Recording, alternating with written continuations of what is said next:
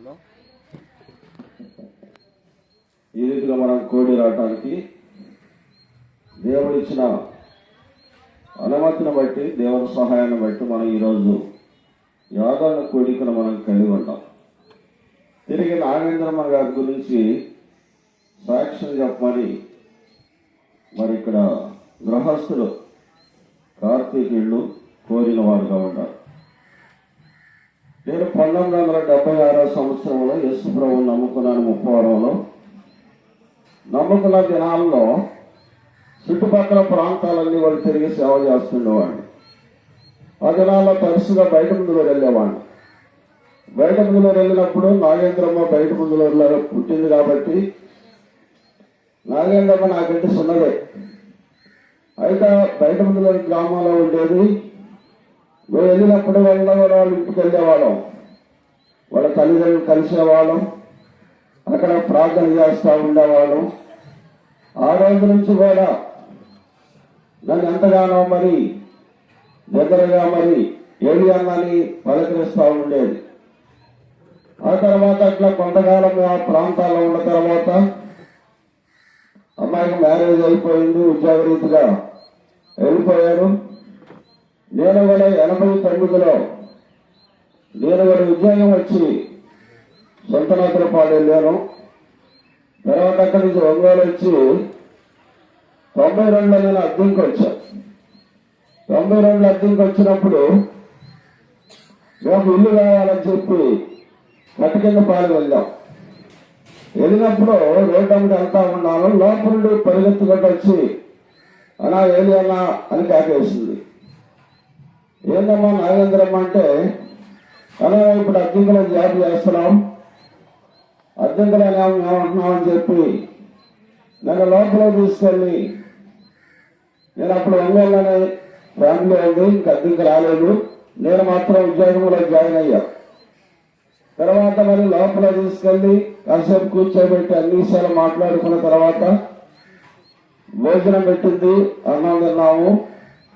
తర్వాత వాళ్ళు మేము కలిసి ఒకే దిక్క జీవిస్తూ వచ్చాం.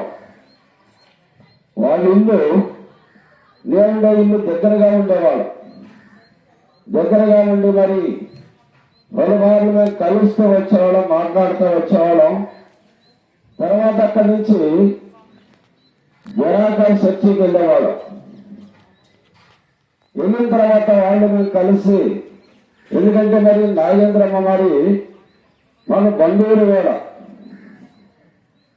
దాన్ని బట్టి మేము చాలా స్వతంత్రంగా లోకరీతిగా ప్రభువుని బట్టి ఆత్మీయంగా దగ్గరగా చాలా స్వతంత్రంగా ఉంటా వచ్చేవాళ్ళం. ఆ దినాల్లో ఆ రీతిలో ఉన్నప్పుడు ఇది నాకు బాగలేక హైదరాబాద్ హాస్పిటల్కి వెళ్లాల్సి వచ్చింది. వెళ్ళినప్పుడు నేను నా భార్య ఇద్దరం కలిసి హైదరాబాద్ వెళ్ళినప్పుడు 10 రోజులు ఉండాల్సి వచ్చింది హాస్పిటల్లో. మా పిల్లలు 3 పిల్లలు. అప్పుడు చిన్నతల్లి పుట్టలేదు. పెద్దమ్మాయి ఉంది శాంతకుమారి. ఆ అమ్మాయి మా పిల్లలు ఆ ఇంట్లోనే నివసిస్తా వచ్చారు. 10 రోజులు ఆ ఇంట్లోనే ఉన్నారు. తర్వాత హైదరాబాద్ నుంచి వచ్చిన తర్వాత అప్పుడు నాగేంద్రమ్మ వచ్చి పిల్లలు తీసుకొచ్చి మా ఇంట్లో వెళ్ళి పెట్టడం జరిగింది. ఆనాడు నుంచి ఈనాడు వరకు కూడా, ఆమె నెలల వరకు దేవుని మహిమలో పిలవబడే వరకు కూడా ఈ కుటుంబంతో మాకు ఎంతో అనుబంధం ఉంది, బంధుత్వం ఉన్నది. పలుమార్లు మేము ఈ స్థానంలోకి వచ్చేవాళ్ళం. కోచిపాట్లో మందిరం పెట్టినప్పుడు మేమందరం ఇక్కడికి వచ్చాం, సేవకులందరం. అరవేలు జాన్ గారు, ప్రకాశం జిల్లా నుండి సేవకులందరం వచ్చి ఇక్కడ మరొక స్థలాన్ని ఏర్పాటు చేసి మందిరం ప్రారంభించి మోడియా ప్రార్థన మందిరం అని పేరు పెట్టడం జరిగింది. ఆ రోజు నుంచి నాగేంద్రమ్మ గారి మందిరానికి ఎంతో దగ్గరగా ఉండేది. మేము కూడా పలుమార్లు స్థలానికి వాక్యం చెప్పడానికి వచ్చినప్పుడు ఎవరు వచ్చినా కానీ భోజనం ఇంట్లో భోజనం పెడతా వచ్చాడు. వాళ్ళు ఆదరించారు. ఓదార్చేది. ఆ రీతిగా ఆత్మీయంగా దేవుళ్ళ ఎదుగుతూ వచ్చినది. మరి పెద్ద కుమార్తె విషయంలో కూడా, మ్యారేజ్ విషయంలో కూడా ఎంతో ఆశ ఉండేది. సేవకురాలు కావాలి, నాలుగుడు సేవకుడు కావాలని ఎన్నో విధాలుగా ప్రయాసపడతా వచ్చింది. కార్తీక విషయంలో కూడా మేము అంతా భారం కలిపి ప్రార్థన చేస్తా వచ్చాం. కొన్ని సమయాలు నేను కూడా మరి కార్తీకతో మాట్లాడుతూ వచ్చినప్పుడు ప్రార్థన చేయండి అన్న దేవుని ఏర్పాటు అయితే ఆ కార్యము జరుగుతుందని చెప్తూ వచ్చాడు. ఆరుగు కార్యములన్నీ కూడా ఈ కుటుంబంలో జరిగిస్తూ వచ్చాడు దేవుడు. తర్వాత మరి వివాహం అయ్యేటప్పుడు కూడా మరి కార్తీక మ్యారేజ్ గుంటూరు సీఎంలో జరిగినప్పుడు మేమందరం వెళ్ళాం. దేని బట్టి వెళ్ళామంటే కార్తీక దేవుని సేవకుడుగా ఉన్నాడు పట్టుబాటులో. రెండోది అమ్మాయి మన బంధువులు కాబట్టి నేను నా భార్య ఎంతో ప్రయాసపడి ఇక్కడి నుంచి గుంటూరుకి వెళ్ళి ఆ మ్యారేజ్ కూడా చూసుకొని రావటం జరిగింది. ఆ రీతిగా నేను పలుమార్లు స్థలానికి రాజమాటలు వెళ్ళేటప్పుడు కూడా ఇక్కడికి వచ్చి మనం కలుసుకొని కొన్నిసార్లు మాట్లాడి ప్రార్థన చేసుకొని ఆ రీతికి వెళ్ళేవాళ్ళం. అయితే దేవుని సంకల్పాన్ని బట్టి, దేవుని ఏర్పాటును బట్టి ప్రతి ఒక్కరి లోకాన్ని మగించాల్సిందే.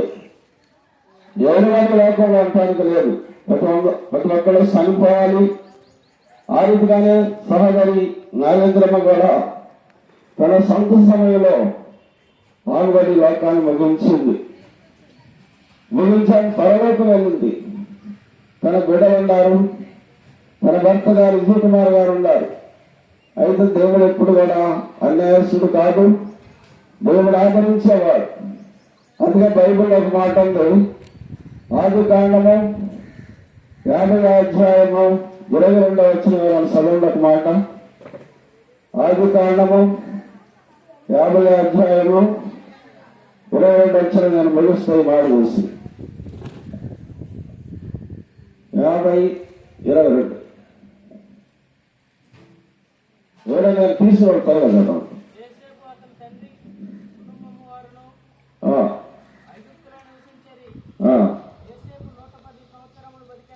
చూడండి, ఇక్కడ ఆది కాండము ఎన్ని చదువుతున్నాం? 50:20.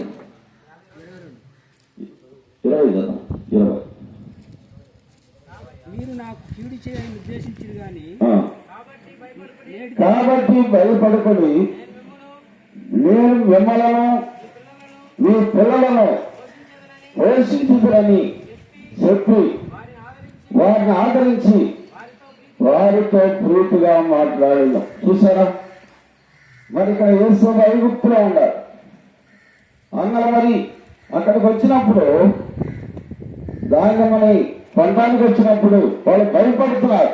ఈయన రాజుగారని భయపడ్డప్పుడు అన్నాడు, మీరు భయపడద్దు, మిమ్మలను మీ పిల్లలను పోషించుదని చెప్పి వారిని ఆదరించి ప్రీతిగా మాట్లాడుతూ వచ్చాడు.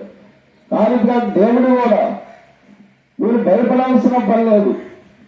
నాగేంద్రమ్మ గారి లోకాన్ని ముగించిన మీరు భయపడద్దు, నేను మిమ్మల్ని పోషించుకున్నాం, నేను మిమ్మల్ని ఆదరించుకున్నాం, మీకు నేను తోడుగా ఉంటానని దేవుడు ఏం చేస్తున్నాడు? ఈ సమయంలో ప్రీతిగా గృహస్థులతోటి మాట్లాడుతున్నాడు.